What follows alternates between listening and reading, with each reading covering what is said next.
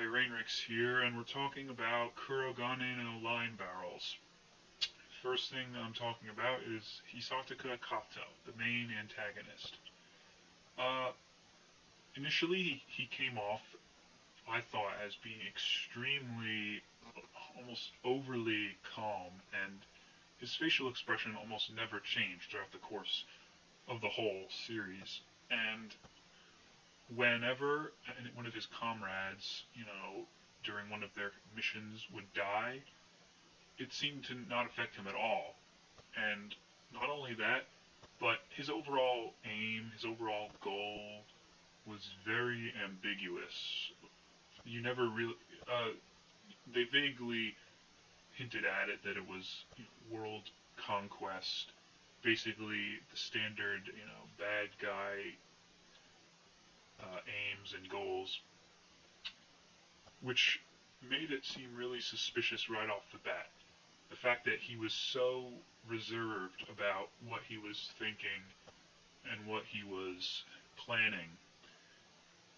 All we saw of him was that he was planting spheres in various locations across the Earth, which made it really seem even more suspicious that he wasn't your everyday bad guy.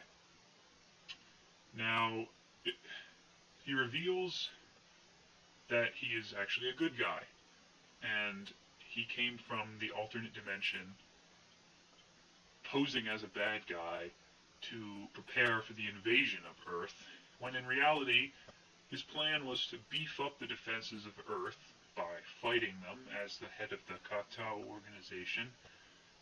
And I find this to be a strange plan on his part, because it seems like Masaki was the only one, the cowboy dude, as he's most easily identified as, among the Kato organization. He's really the only threat to Hisataka's plan. So, couldn't Hisataka just have teamed up with the members of the Judo organization on Earth and turned against Masaki? I'm sure they could have all overwhelmed him and defeated him, and then they could have just closed the interdimensional gap, and that would have been the end of it.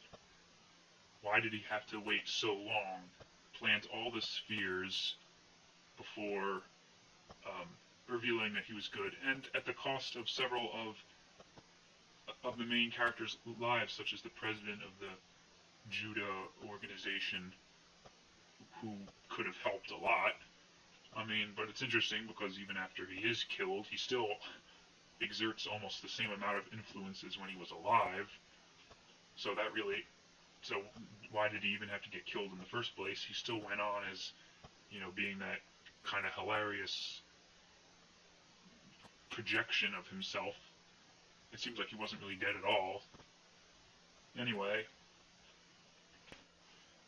next I'm going to talk about sort of the main thrust of the whole show, which is the idea of justice and how overly obsessed with it Koichi is.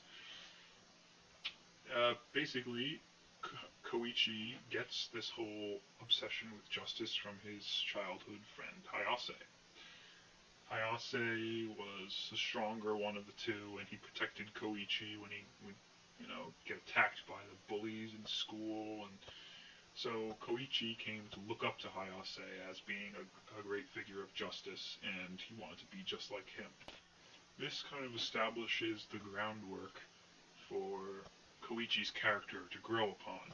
So we see his development from being a extremely hyperactive and insecure middle school student to being a slightly less.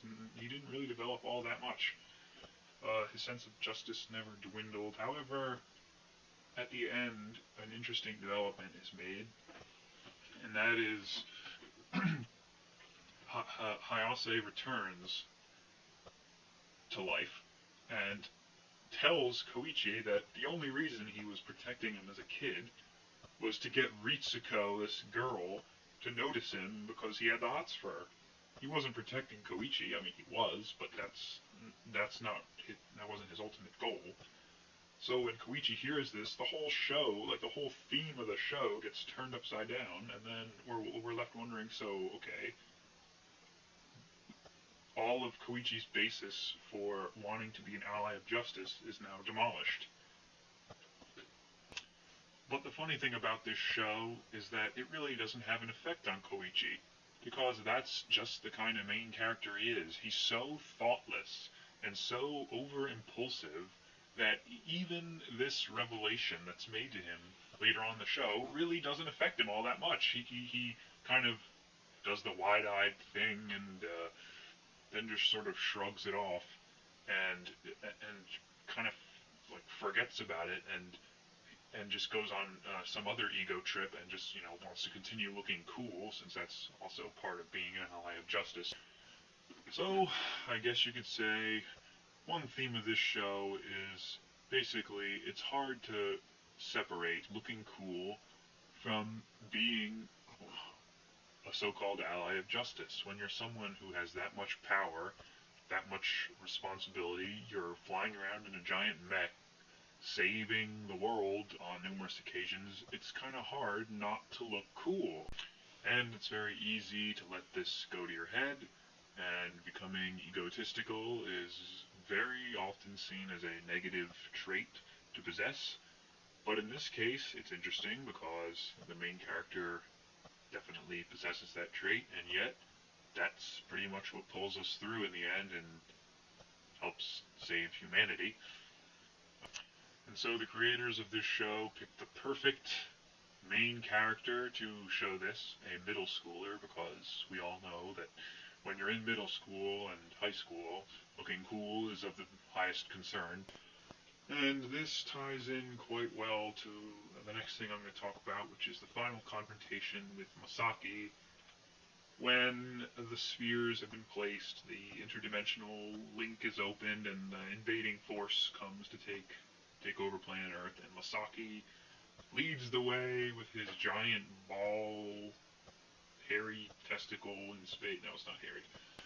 And then comes the moment that I was just waiting for all show long. Masaki says, look, everything would be so much easier for humanity and for us if you would just surrender. Your values obviously don't hold up against, what I'm offering humanity, which is everlasting peace. You join our interconnected eternal network, and you'll never have to worry about wars, starvation, anything like that ever again. All conflicts will be resolved. And, and it's true. What Masaki is offering really is the truth is what Masaki is offering. There's no deception involved whatsoever. But this just isn't that kind of show, and Koichi just isn't that kind of main character, so we see the final realization of his character in the line, giving up like that wouldn't be the cool thing to do. So, that's basically what the show builds to, and on that basis, he saves the Earth in a spectacular display of lasers, lights, and laser lights, and no one dies. So, all's well that ends well. And one more point about the president after he dies.